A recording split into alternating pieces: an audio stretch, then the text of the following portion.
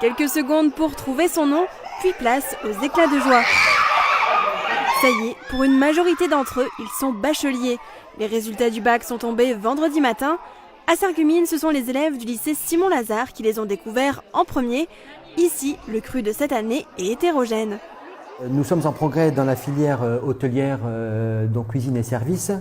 Nous sommes également en progrès dans la filière gestion des administrations.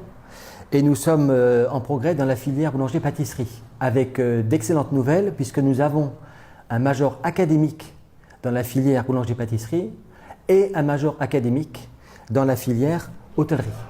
Le proviseur pointe cependant une déception de la filière transport, qui affiche un taux de 45% de réussite.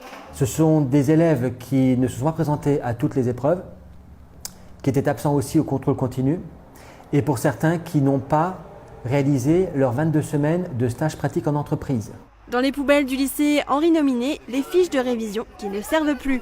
Le bac est derrière eux, sauf pour ceux qui doivent encore passer au rattrapage. Mais ils sont peu nombreux. Le lycée technique affiche déjà un taux de réussite de 80% pour le premier groupe. Nous avons une première filière qui se démarque bien des autres, c'est la filière d'usinage en bac professionnel, filière sur laquelle nous avions du mal à recruter. D'ailleurs les années précédentes, et cette année, nous dépassons les 80%. Au premier tour, nous sommes presque à 90% déjà de réussite. En début d'après-midi, les élèves se sont rendus dans leurs établissements respectifs pour découvrir leurs notes, et certaines montent très haut. Au lycée Jean de Pange, la meilleure moyenne est à 19,38 en bac scientifique. Le cru de cette année est meilleur que l'an passé. Le lycée compte seulement 11 échecs sur 394 candidats.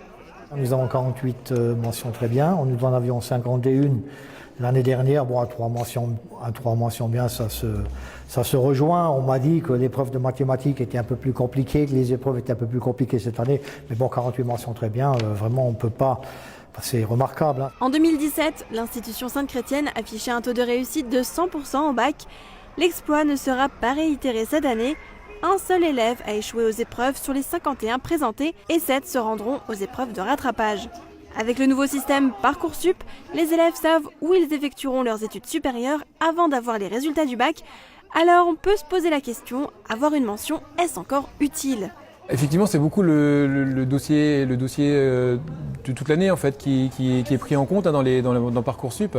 La mention, c'est vrai que c'est gratifiant en fait quelque part. Mais nous, notre objectif, c'est d'amener un maximum d'élèves au bac pour pas leur fermer des portes pour plus tard. Je pense que c'est important d'avoir une mention parce que ça reflète quand même un niveau. Ça reflète toujours un niveau. Avoir un baccalauréat à 11 ou avoir un baccalauréat à 14 ou à 17, c'est pas tout à fait la même chose. Ce document écrit va faire partie d'un CV, va faire partie d'un ensemble de documents que l'on peut produire lorsque l'on cherchera un emploi ou lorsque l'on cherchera une formation plus tard, après ce fameux Parcoursup que les élèves sont en train de maîtriser en ce moment.